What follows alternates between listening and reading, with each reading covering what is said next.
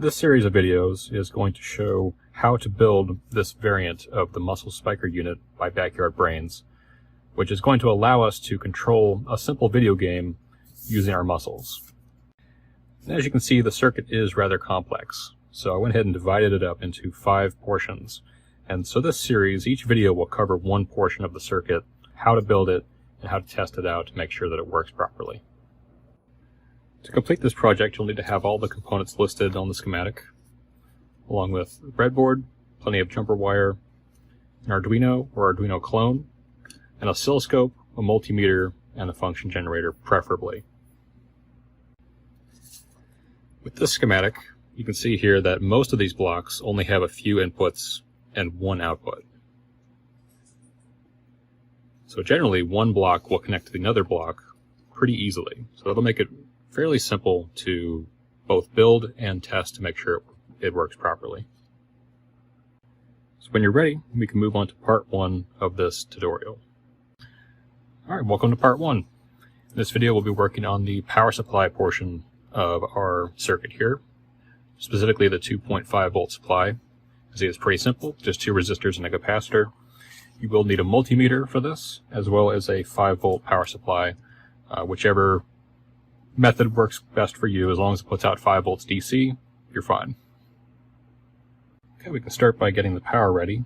What I like to do is generally link the 2 power rails at the top to the bottom there. So red to red, black to black. Now we can take our power supply input and plug it into red and then black to black. Just like that. So both of these rails here are now sharing power. So now we can build the voltage divider. We just need 2 1 kilo ohm resistors to stretch between 5 volts and ground.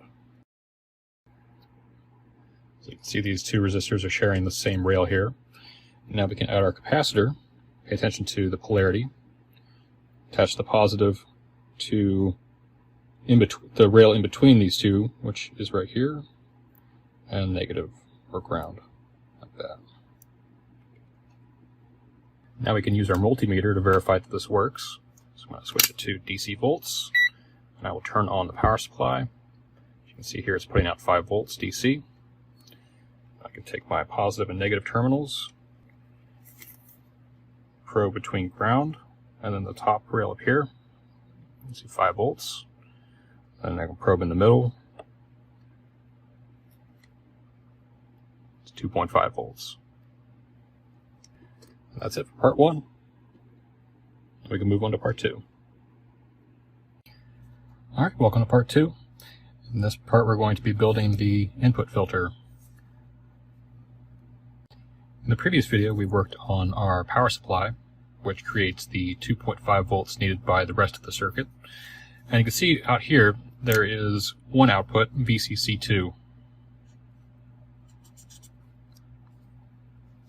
And this is going to connect directly to this terminal down here.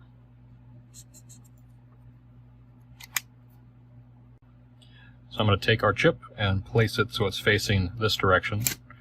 I'm going to put it right about here. Give yourself a little bit of room for some other components that are going to be inserted into this.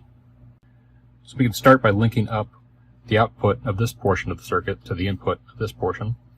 So we want to take our 2.5 volts and link it over to pin 5, which is what's on our schematic there, for VCC2. Pin 5 is going to be this pin right here. So let's start off by putting our input attachments on here. So ENG input A and B right here designate the actual electrodes going to your arm. So we don't need to worry about those labels in particular right now, but we do need to put in these resistors. So we need 2 47K resistors.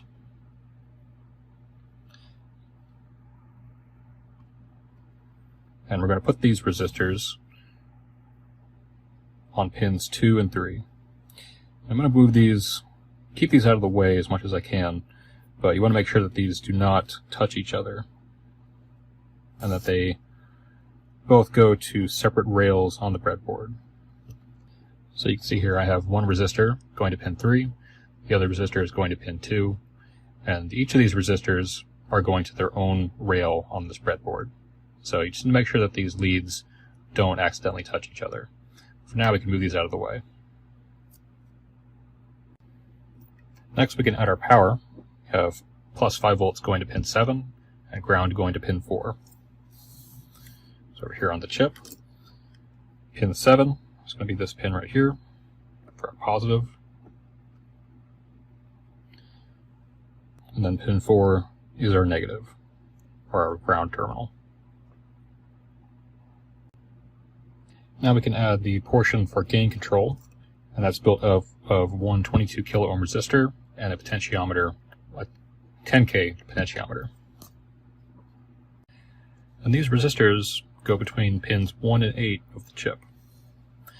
So what I'll do here is I'll add in the potentiometer first, and I'm going to have it so that one pin over here is attached to pin 8 there.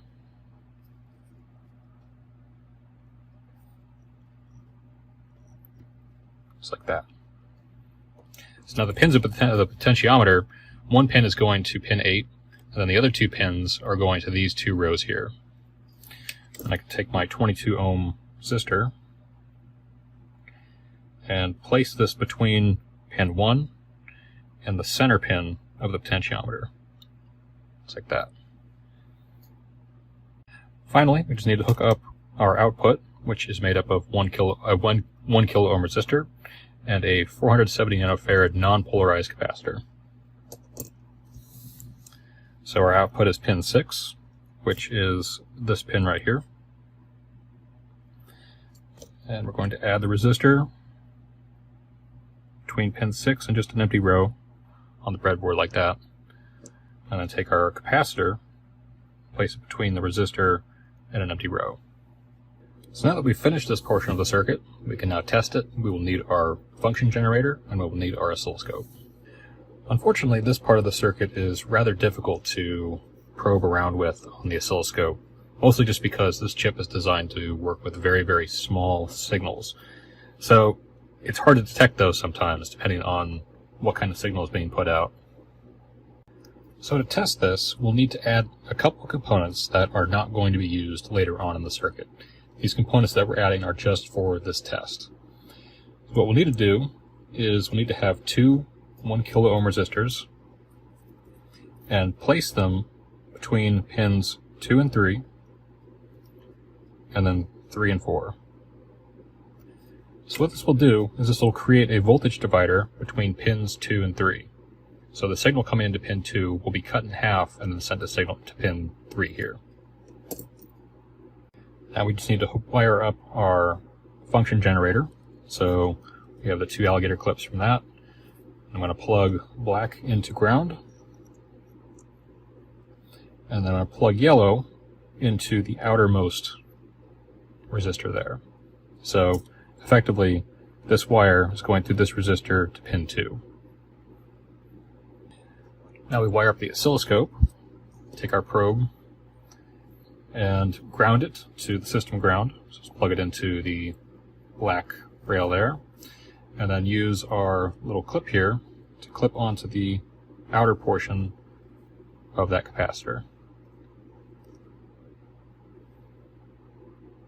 For our function generator, we want to set this up so it has a frequency of about 100 Hertz with a amplitude somewhere between 10 and 100 millivolts. Now this is all wired up, make sure that all these components haven't popped out of their place. And we can take a look at the oscilloscope. Now I have the oscilloscope set to 10 millivolts per division with about 5 milliseconds per division for the time axis. What I'll do is I'll turn on the oscilloscope, or the function generator, which I have set to 100 Hertz AC sine wave at 100 millivolts. You can see as I turn it on, the waveform appears. But as you can see, it's pretty noisy. There's a lot of stuff going on, and this is interference from other devices. We're measuring such a small signal that other signals are interfering with it. But now we take our screwdriver, and we can adjust the potentiometer here, And as I move the potentiometer back and forth, you can see the graph changes a little bit. This is going to affect our overall sensitivity of this device. Now the note from earlier, it also says that you can change out this resistor here with a lower value, and that will change the characteristics for the sensitivity. So what I'll do is I'll take this out, this 2.2K resistor, and replace it with a 22K resistor, and place it with a 2.2K resistor. I'll back down the amplitude to about 10 millivolts. So by changing out that potentiometer, or that resistor, now when I turn the potentiometer, you can see a much more dramatic change in the waveform. So we've made this part of the circuit much more sensitive. So if you have issues with picking up signals, you can try replacing that resistor with a lower value. Ultimately though, you should be able to see the output reflected on the oscilloscope. At this point we can unwire the temporary stuff. So we can remove the oscilloscope, remove the function generator, and then remove the two resistors down here that we added, these two 1Ks. And now we're back to where the schematic has us before. Okay, welcome to part 3. In this part we're going to be building the primary amplifier. This is going to take the small signal coming out of this part of the circuit and boost it up to a more usable signal. One big advantage of this part of the circuit is it's much easier to diagnose than this part. This part is prone to a lot of noise interference because of how small the signals it's working with are. But the output from this will be pretty high, so it'll be much easier for an oscilloscope to detect. And just like in the last video, there is an input that's shared with the other parts of the circuit. So VCC2, you can see, is also the same label that's in the other parts of here. So that basically just means that these labels right here all connect to the same point. First up, I'll take the TLC272 and place it on the breadboard. And just like before, I'm going to leave a little bit of room over here, and I'm going to have the chip facing in this direction. Next, I'll wire up the power. So VCC goes to pin 8, and ground goes to pin 4.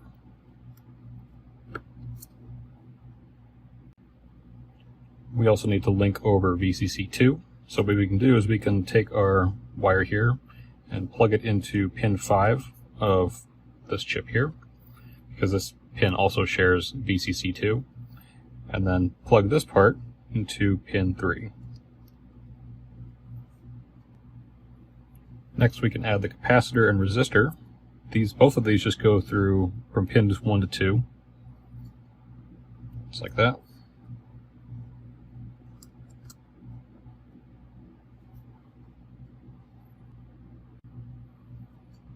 Now that we have the components placed, we can link over the previous circuit to our new circuit.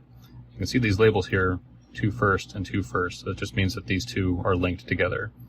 So to do that, I'm going to take a jumper wire, go from pin 2 on this circuit to the output capacitor over here, like that.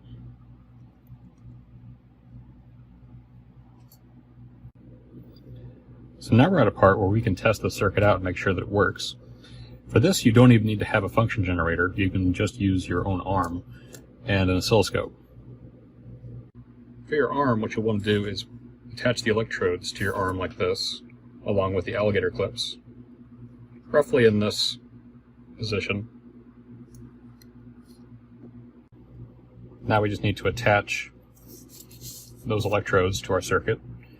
And if you remember from the last portion, we have our inputs right here. So these are the inputs coming from the electrodes on your arm and how they attach to the circuit. So for A and B, those are going to be the ones on your forearm. And you can put those into the circuit in either order, it doesn't matter, but those are going to go to these attachment points right down here. So I'll attach one to here, one to here. Again, it doesn't matter what order these are in, as long as they're in just those two places. And finally, we take the ground, which is the one on the back of your hand, and attach that to the system ground. So it's going to be just the black rail down here. So now I have this wired up, as you can see. It's going back through these cords and going to my arm here. So you can see ground. This is the back of my hand. It's attached to the black rail on the power. And then the yellow and white wires there are the ones going to my forearm. And those are going to the inputs down here where those resistors are. You do want to take note, though, and make sure that these resistors are not touching each other. So you can see this resistor right here wants to touch the leg of that resistor, but you'll get some pretty wacky results if that happens. So you just want to make sure that these are pushed out of the way and are not coming into contact with each other. Next, we just need to wire up the oscilloscope. Right here I have basically the same setup. On the grabber here I have this piece of wire, and on the ground alligator clip I have another piece of wire. So our alligator clip ground is just going to go to any of the black rails in here. And then the oscilloscope, the probe portion of this, is going to attach to pin number 1 of this chip right here. So right there. So now everything's hooked up. I'm going to turn the power supply back on and go over to the oscilloscope. So my current settings for the oscilloscope are I have an AC coupling on the input with a ×10 probe. I also have this set to 1 millivolt per division with about 5 milliseconds per horizontal division. So now with everything wired up and powered on, go over to the oscilloscope. And now I can open and close my hand, and as I flex the muscles on my arm, you can see the oscilloscope responds to that.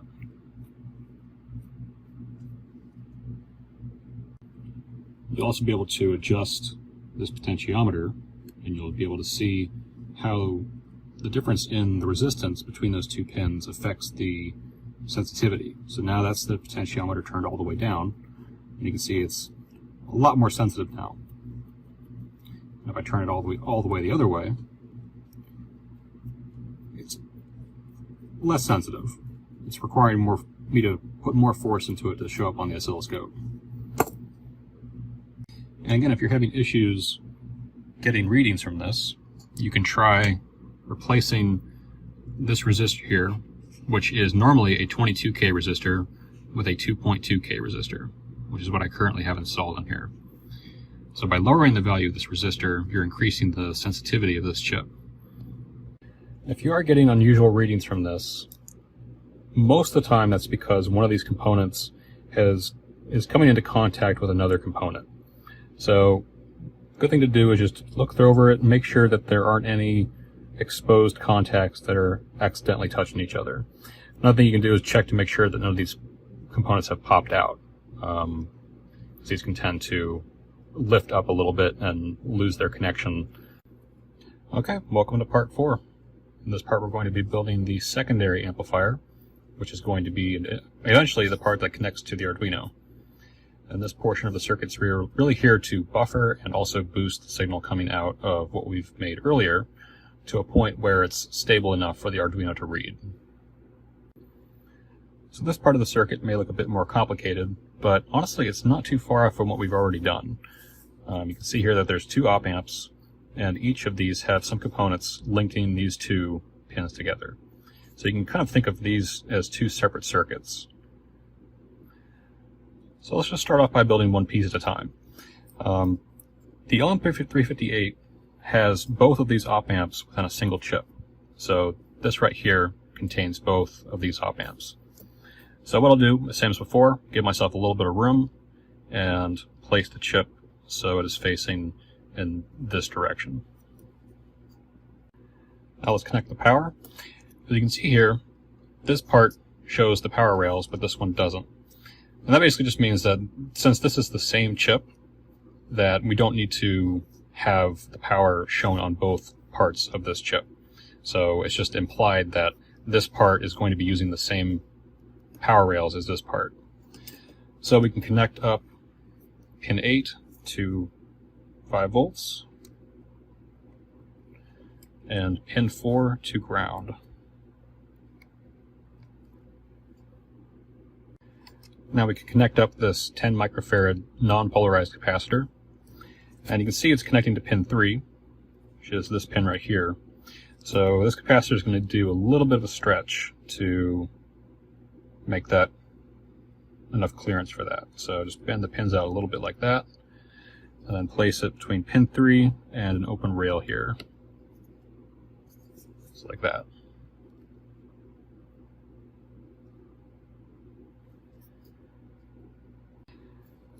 Now we can attach these two resistors up here, which creates a voltage divider between the output and the input, the inverting input.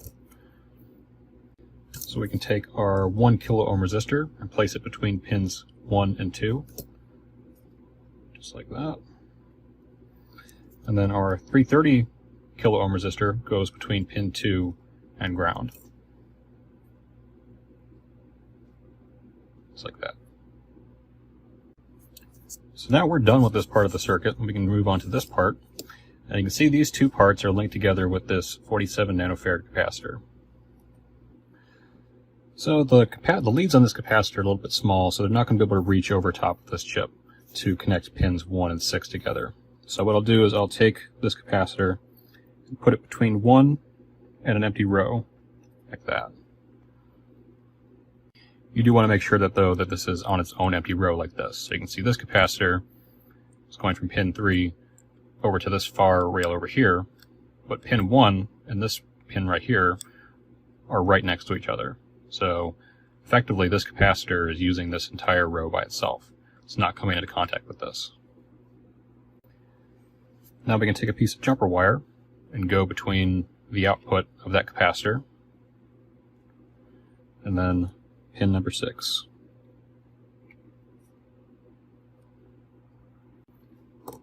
So now we've linked up this part of the circuit with this part of the circuit. So now we just need to fill in the rest of these connections and we'll be done. So pin number 5 just goes to ground. Just like that.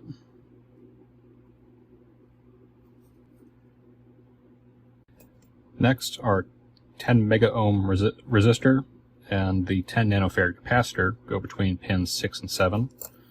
So put the breadboard over here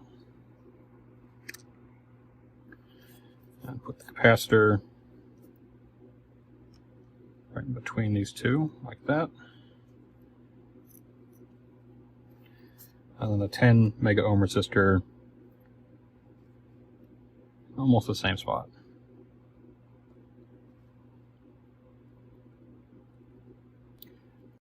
We just need to attach pin number 6 to ground with this 470 kilo ohm resistor. So pin 6 to ground.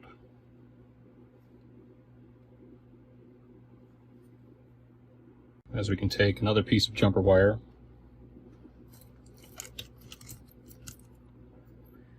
and link up pin number 7 to an empty row over here.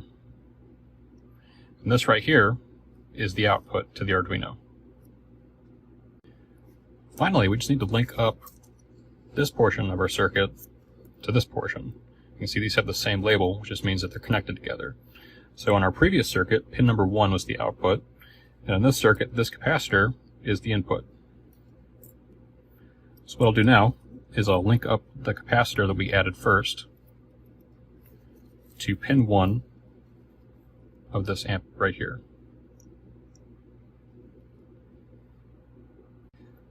And this portion of the circuit is even easier to test. You don't even need to have an oscilloscope for this.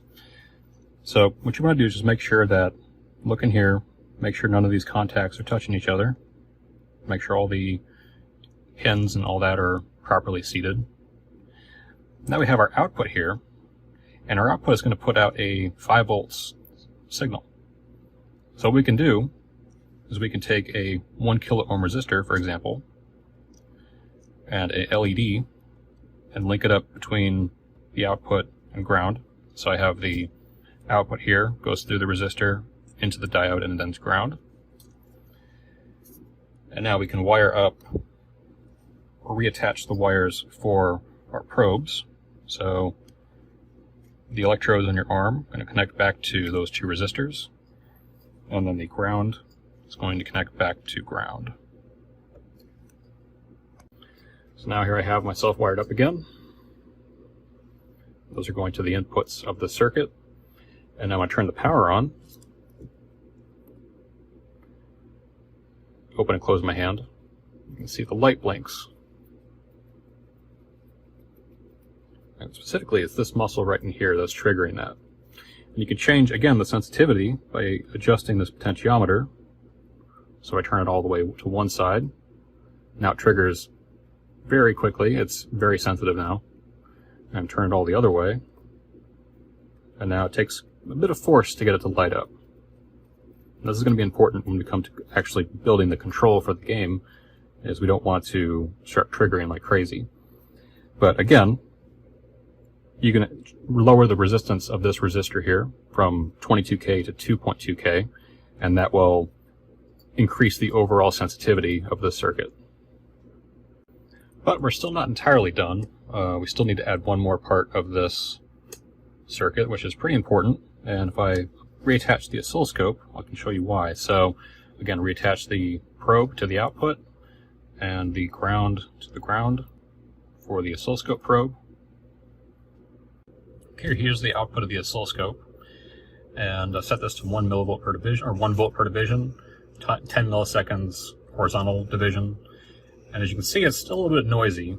And as I open and close my hand, you can see that if I squeeze my arm, the signal that it puts out is not a constant sine. It's alternating back on and off very quickly. So we still need to add a part to correct for that. And we can do that in the next part. Welcome to part 5. In this final portion, we're going to be creating the envelope filter, which is going to eventually connect to our Arduino.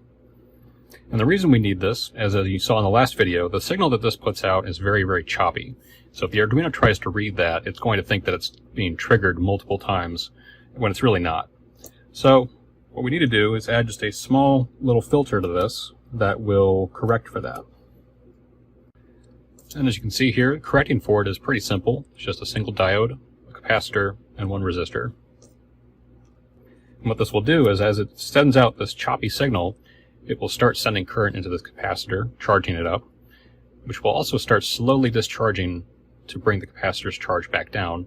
But if the impulses are coming in fast enough, it's going to charge this up to a point where the Arduino is going to read this as a single pulse. So what we can do is use our output here and connect our diode. Pay attention to the black portion of that diode. Just like this. And the output of that diode, we just need to connect to our capacitor and ground. Just like that. And our resistor and ground. Now our final output to the Arduino is going to be from this rail right here. So to test this by itself, what we can do is wire ourselves back up to the circuit and attach our oscilloscope probe to the output of that diode and the ground back to ground. And back to the oscilloscope. Again, I have 1 volt per division, 10 microseconds per horizontal division, and as I open and close my hand, you can see it's still a little bit choppy, but you can see that in general, the signal is moving up and down much more gradually than before. And if I adjust the potentiometer, I can make that obviously a lot more sensitive. So that would be too sensitive because it would just be triggering constantly. But I can lower it down. Now by opening and closing my hand, you can see it's responding like that. And there you can see as I open and close my hand now, it stays, if I squeeze my arm, it stays roughly about 5 volts. And if I let it go, it drops back down to 0. That's what we want. That's going to help the Arduino out in detecting false triggers. It's still going to need to do some of that in software, but this will help knock down the majority of it. Now we can attach our Arduino. It's going to connect to the A0 input. We just take this and wire it right there to the output of that diode right there. And now we can take it a step further by removing our external power supply, because the Arduino has its own built-in 5-volt power supply. So on the Arduino we can connect the 5-volt output pin to the red rail, and then either one of the ground pins right next to it to the ground rail of our breadboard. Just like that. And this concludes the assembly portion of the DIY spiker unit to control the Flappy Bird video game. And in the next video, we'll go into setting up the software for this and testing it out.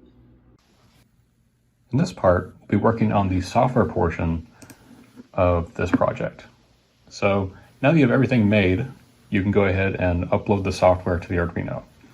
So you should have a folder called DIY EMG, which contains a package of all the software you'll need to run this.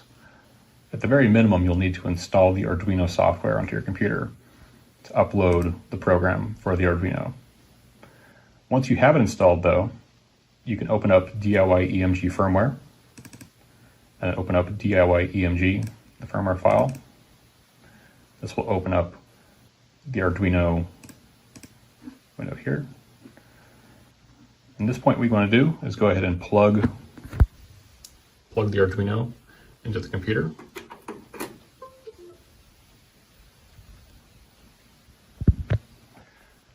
Now go to Tools, and down under Port, you'll have the option for selecting the COM port that the Arduino is attached to. On my computer, it's attached to COM port 4. It may change depending on your computer, but it should always have in parentheses Arduino Uno. So you just want to click on whichever COM port has Arduino Uno next to it, and then go up to the button with the arrow over here, this second from the left, and click Upload. This will compile and upload the software to the Arduino. Once that's done, it should say Done Uploading. You can close out of this window and go back to the previous folder.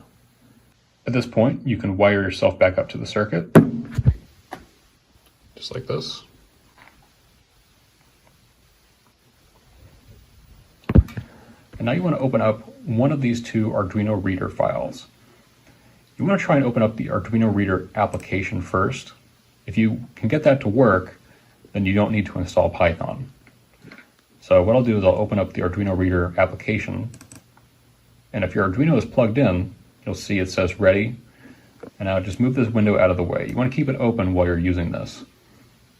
Go back to the main folder, open up FB Resources, and then open up Index. This will open up a game window. So now by using your muscle on your arm, you can control this game.